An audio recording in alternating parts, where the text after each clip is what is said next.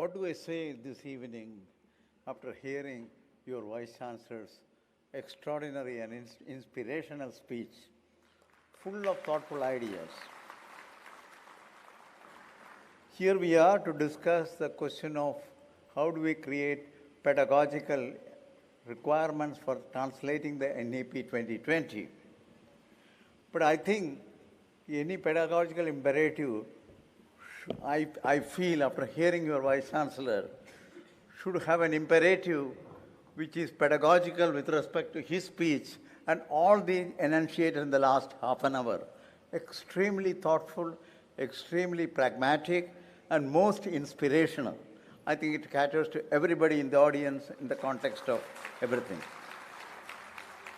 I would like to express my grateful thanks to the University of Delhi and its Vice Chancellor, Professor Yogesh Singh, for inviting me to be the chief guest for this historic event. In my view, only one of its kind that I am familiar with so far in the context of implementing a significant way, I want to say this in significant way, the provisions of NEP 2020 at the higher education level. I am sure this is the beginning of a new pathway which can be emulated across the country to transform the higher education, keeping the letter and spirit of NEP 2020 with its unique complexities and challenges arising out of the transformative character of the policy itself. More explicitly, the policy ensures the progress of the country socially, culturally, artistically, scientifically, technologically, and economically. It's crucial that higher education serves as a fountainhead for developing ideas and innovations that enlighten individuals. Higher education institutions must form the basis for knowledge creation and innovation in the country.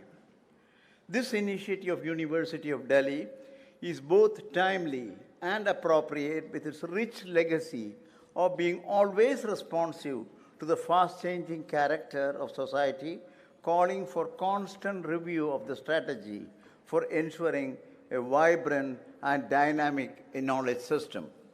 One of the oldest institutions for higher education in the country, University of Delhi has completed more than 100 years of eventful service for excellence in education. With consistent and sustained engagement to this noble cause at the local, national, and global level today, it represents 91 constituent colleges with more than 4 lakh students providing education, research, and extension opportunities practically in every discipline of the contemporary knowledge spectrum.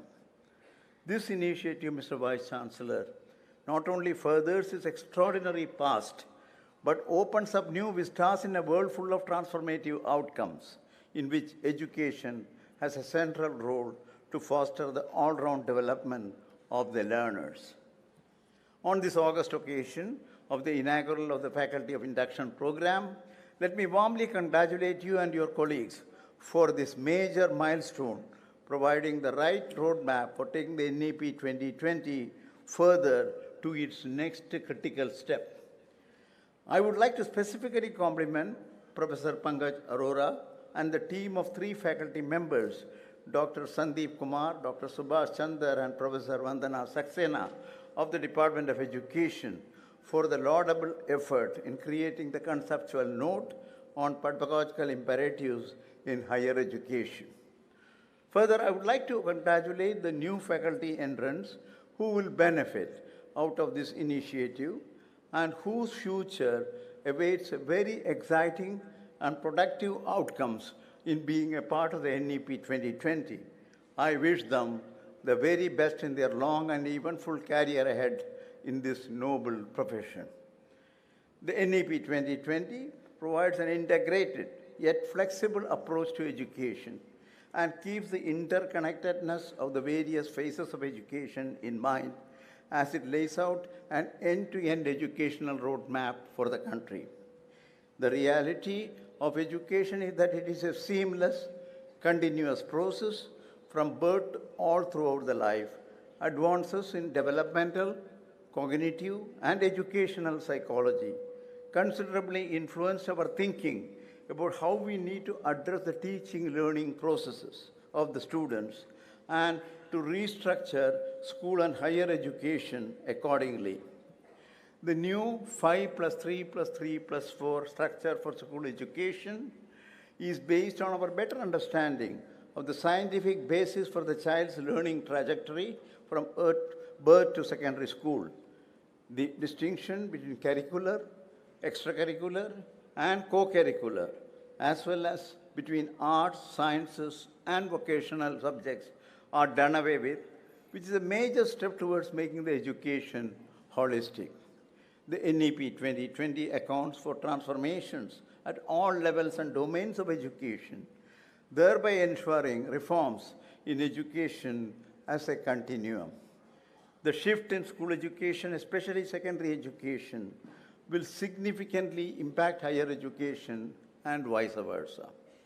The learners coming from such a transformative ecosystem into higher education will be better equipped with early exposure to liberal education, which is central to the multidisciplinary and holisticity for the overall education which the policy emphasizes all through.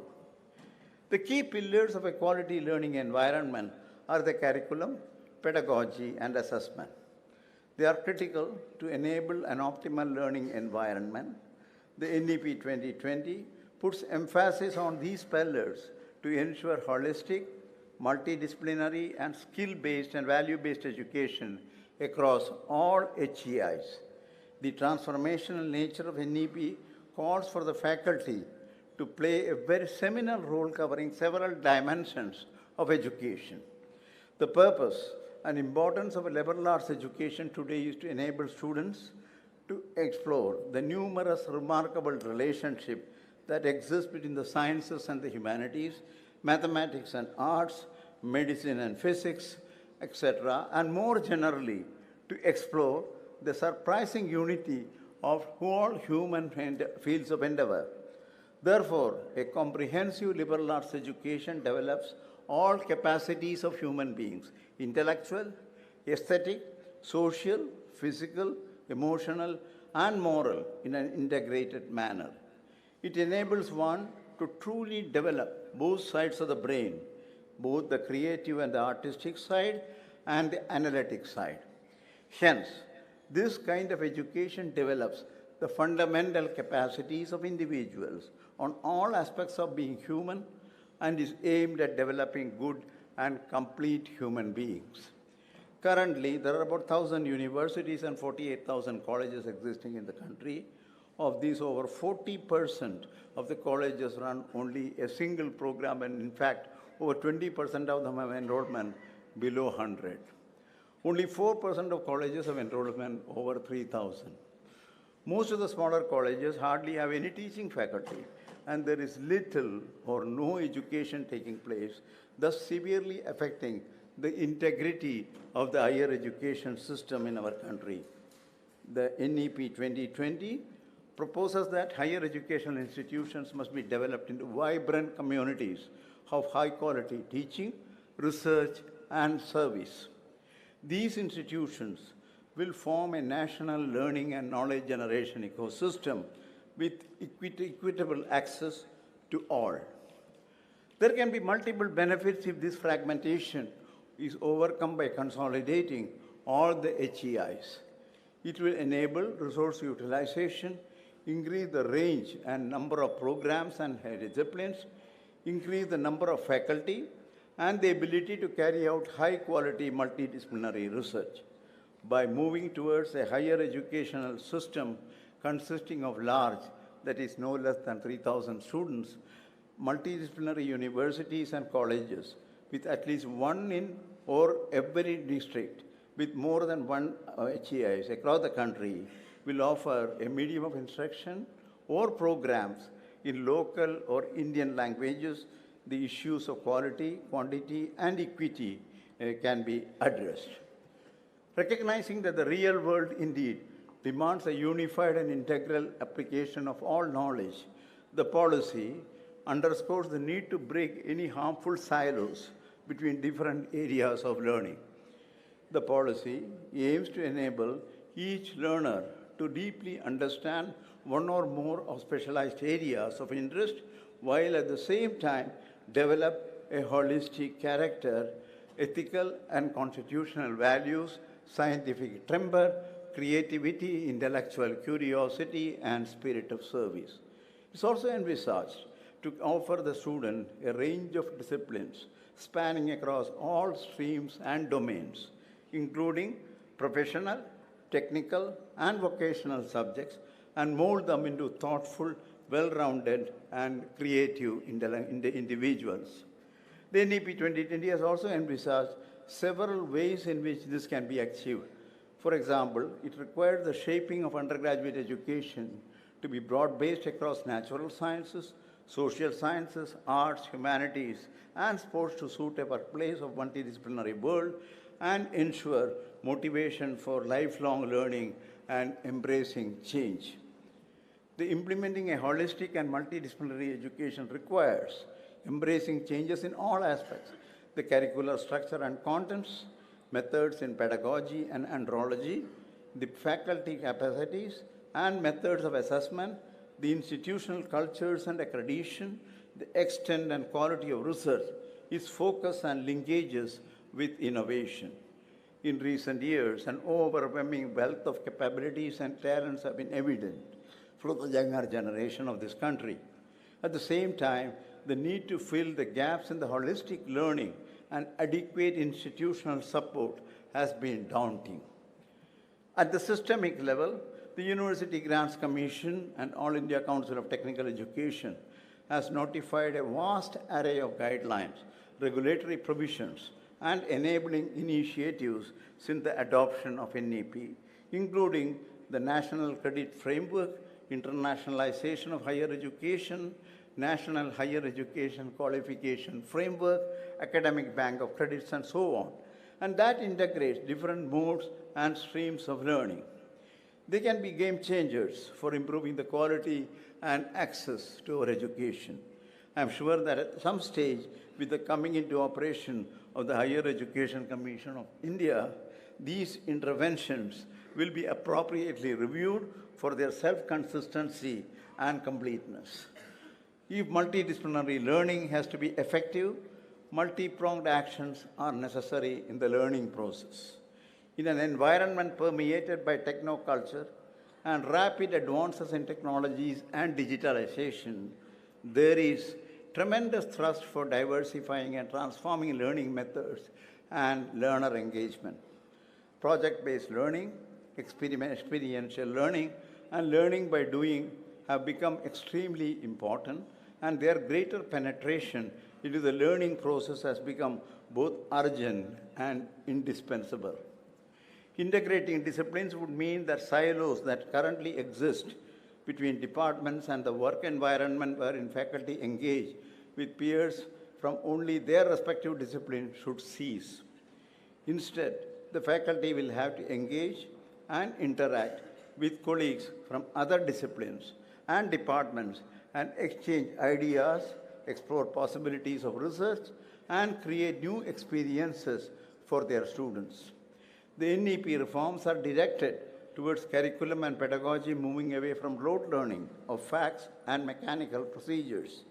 Instead, they will help young people to prepare to be successful professionals in any field while being effective as an active citizen of a democracy. Therefore, along with the new curricula, it is imperative that the faculty innovate and develop new pedagogical approaches. Pedagogy of courses, 4 courses, should strive for significantly less rote learning, an increased emphasis on communication, discussion, and opportunities for cross-disciplinary and interdisciplinary thinking, a feature what today we characterize as the 21st century skills. There are 2 important directions which are essential to ensure multidisciplinary learning in institutions. Firstly, the silos of rigid disciplinary structures have to be broken and given room for matrix structures that facilitate multi and interdisciplinary collaborative arrangements of faculty and students. There should be abundant presence of thematic centers which should draw faculty from different departments to carry out projects, research initiatives, and even delivery of academic courses and programs. Secondly, the format of teaching learning evaluation plans developed by the faculty should be improved to include for each learning session the information on preparatory self-learning requirements by the students, the details of tools and learning resources used, assessment activities, and mapping of learning outcomes. Faculty can also effectively track students' progress using technological tools like modern learning management systems. Multidisciplinary learning by the learners can be enriched through opportunities for value-adding certifications on professional skills and the addition of micro-credentials.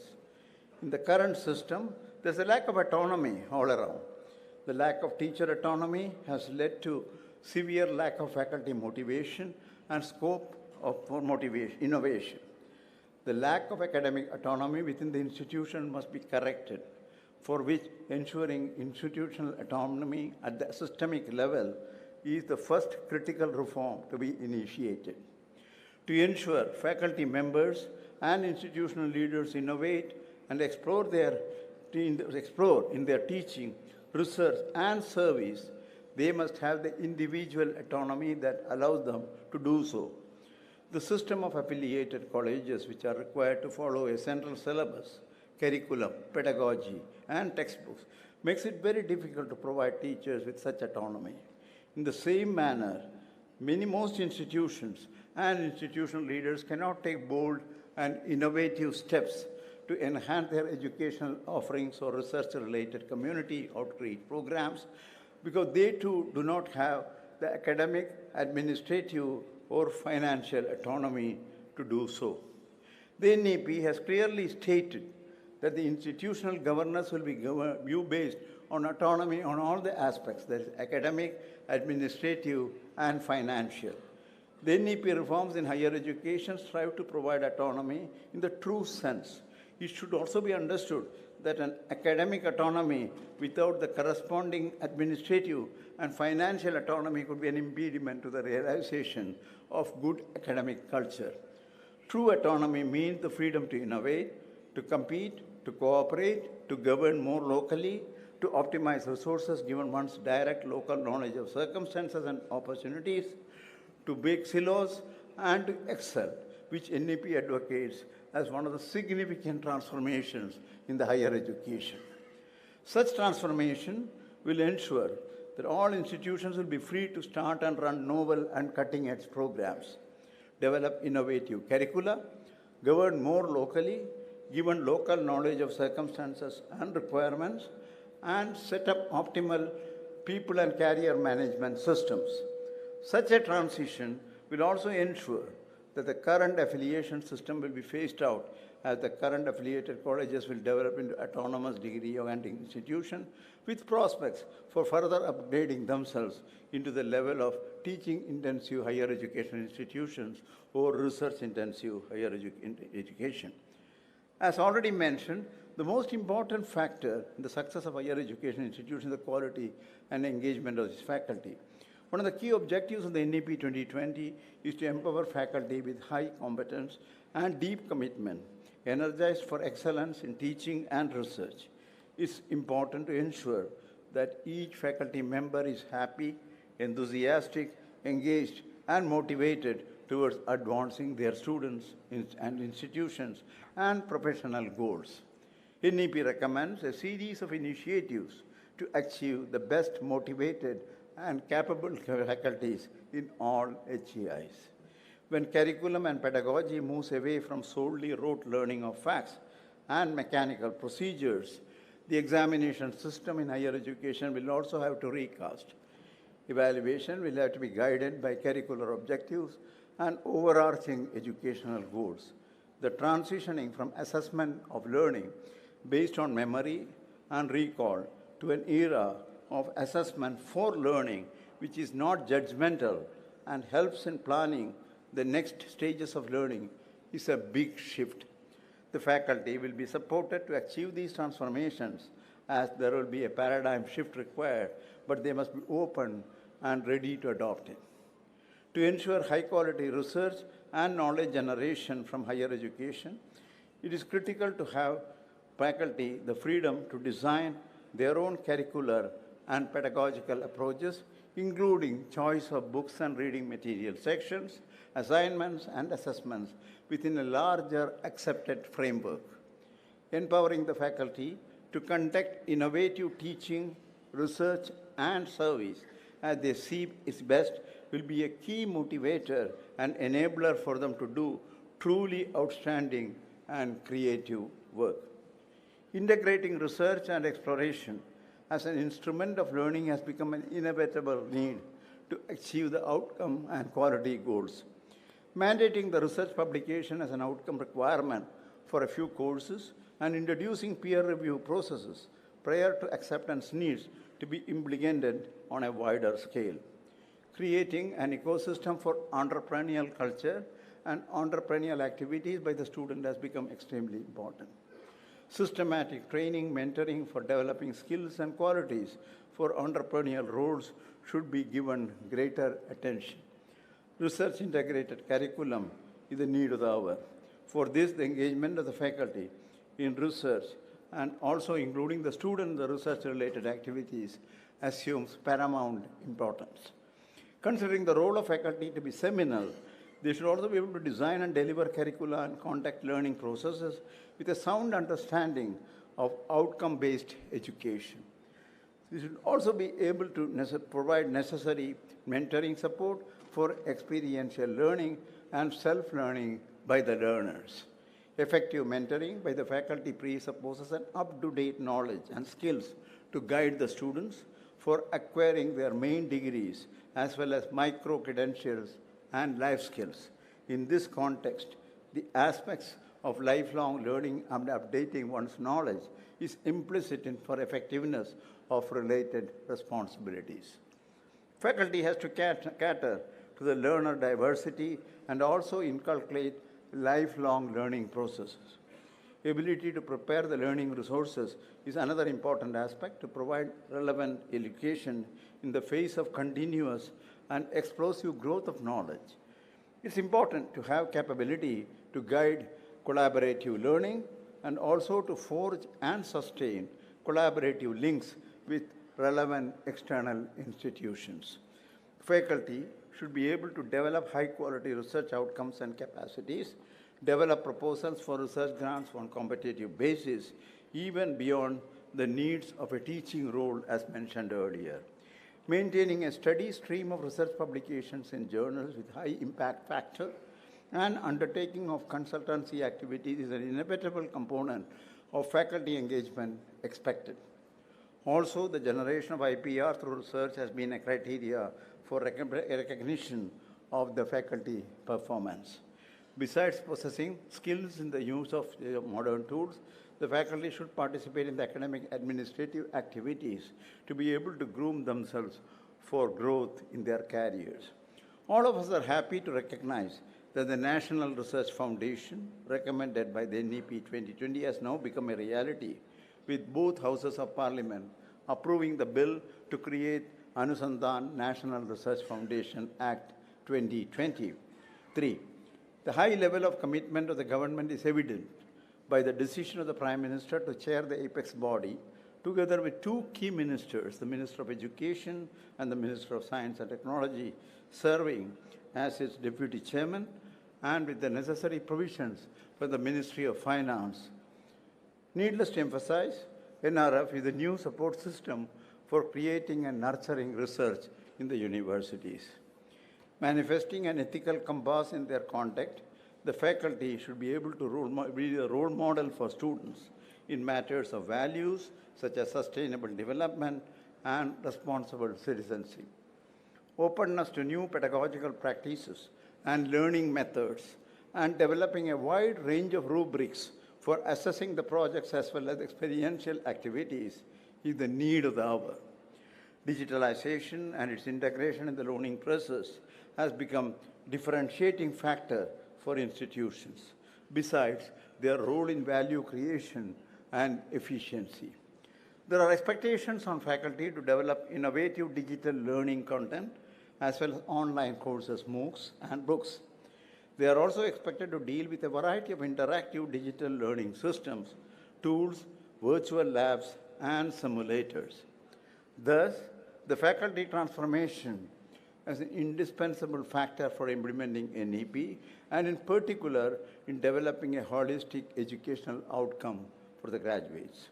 Therefore, the multiple dimensions of faculty attributes mentioned hitherto should be the basis for appraisal, development, and rewarding the faculty in the higher education institutions. As we all know, the policy is also unique in terms of the extent and comprehensiveness of consultations involving stakeholders for the grassroots level onwards. Initiated as a consultative process in 2015, the policy formulation was carried out by the TSR Subramaniam Committee and MHRD as a next step. Given the reactions and responses of the public, our committee revisited the entire policy with additional consultations with over 300 institutions, individuals, and groups. The draft NEP 2020 was then subjected to a public scrutiny, which resulted in over 2.5 lakh responses and indicated that 85% favored the policy. These responses were carefully reviewed and appropriately incorporated in the final version.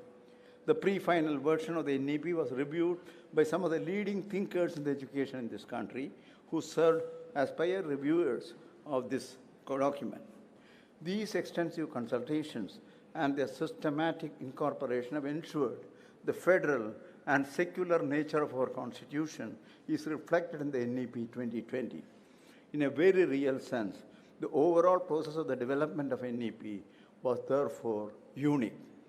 It brought together deep expertise and cutting-edge research with real democratic desires and needs of the Indian people.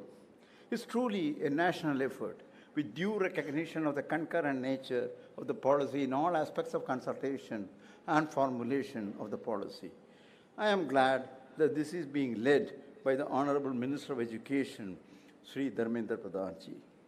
His leadership is inspiring and is leading a truly rigorous and inclusive effort for a comprehensive implementation of the NEP, both in the school education and higher education. I have known Dharmendra Pradhanji for some time, and I cannot imagine a better leader for this country for the implementation of this transformation in this country.